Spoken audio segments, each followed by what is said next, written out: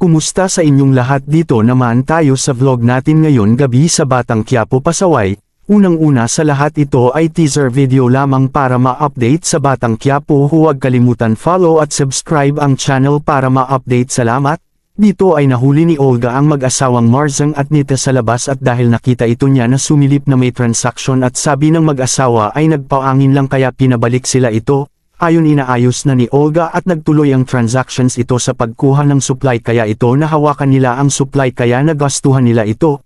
Pagkatapos ay umalis na sila ito at si Olga ang naghatid sa kanila palabas at dito sila nagpasalamat sa kanya at humingi sila ng condolences ito sa anak na nawala si Greg kaya si Olga ay naghiganti na ito. Dito ay pinatawag ang mag-asawang Marzang at Nita nakaupo at pinagsabihan nito, bakit pa lumabas, diba sinabi ko na ayaw ko makita lumabas pag may kausap ako, kaya ito humingi sila ng pasensya kay Don Julio nito at di na maulit ito.